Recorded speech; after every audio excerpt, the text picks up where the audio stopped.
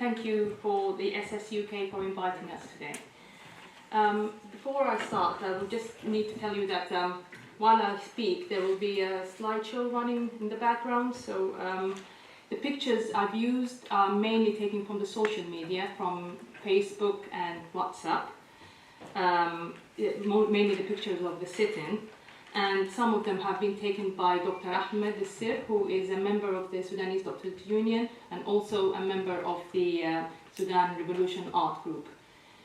So at the beginning, I would like to take a moment to acknowledge those who were killed and injured during the revolution and keep their families at the forefront of our thoughts. I would also like to congratulate us all on the ousting of Omar al-Bashir's regime. I think we all now feel more positive about how things are going. There's the new government formation and the ministers who have been chosen in the last week, which we are very happy about, them as their backgrounds. And we all look forward to a new era of democracy and freedom. I can't start talking about our project, the Sudan Revolution Art, without mentioning the sit-in, because it was the reason it came about. The sit-in was an inspiration to all of us and an honor to us as members of the Sudanese community. During the months it ran, it created a community of love and peace. People shared whatever they had and volunteered their time to work together. People shared whatever they had, and it was a real community actually, because there was a kitchen, there was a clinic, there was a stage where people performed, and of course there was art. For the first time in 30 years, people felt free to express themselves in ways they have not known before, giving rise to the art of the revolution.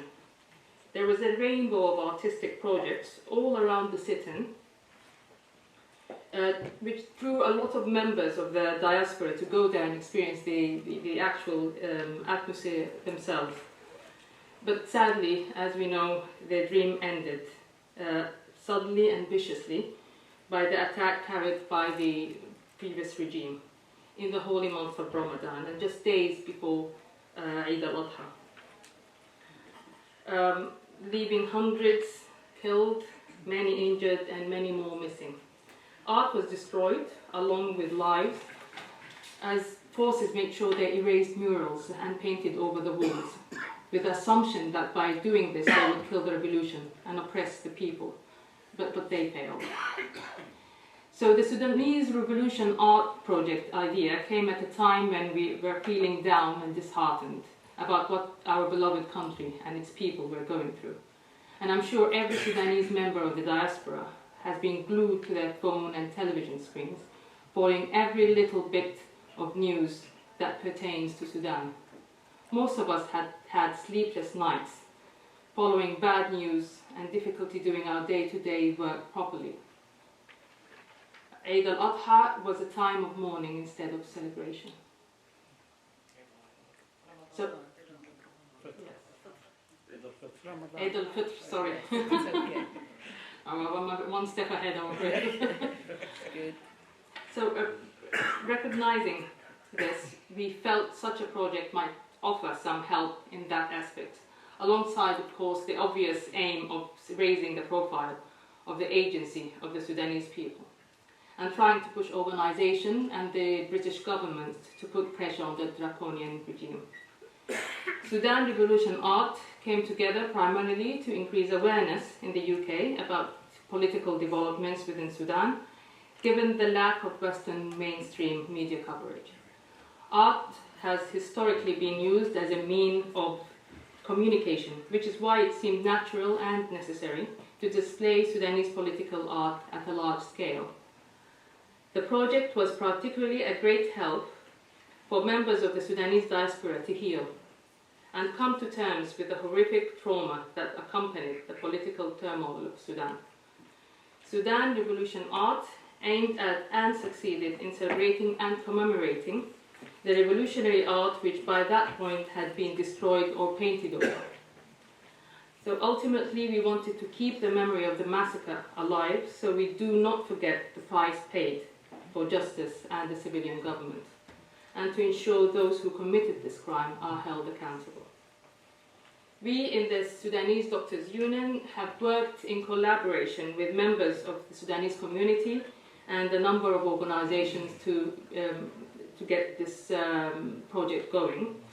This includes our youth, the Round Table, RS21, and of course Raging Peace, who have been a great support to us, not only in this project but in other multitudes of projects as well. So our first exhibition was held here at SOAS at the beginning of July. Since the whole project was done in a very short period of time, you can imagine how much work we've done to make it happen. Many of us haven't worked with each other before, and most have no artistic background, but we had the energy and the determination to make it happen. We did expect some success, but the feedback actually we got from our community was really overwhelming. So we received a tide of invitations to display the project all across the UK and in Europe as well. The constructive comments we also received helped us in improve on the exhibition and subsequent events, one of which was the House of Parliament later that month, where MPs and journalists explored and asked questions about the walkthrough exhibition. We collected a catalogue of revolutionary art by scouring the social media, contacting photographers, and we also were contacted by artists who wanted to showcase their work.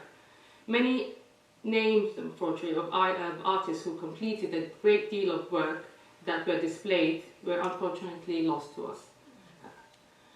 We particularly wanted to focus also on the role of women in the revolution, which is why a great deal of the artwork displayed was in honor of the incredible part played by women in the liberation of Sudan.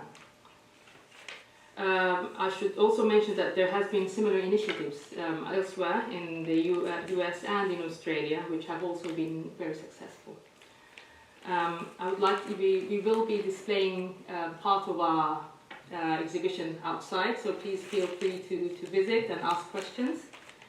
And finally, I would like to salute my people in Sudan and congratulate them for their achievements. I salute our artists who have been the inspiration. Thank you very much.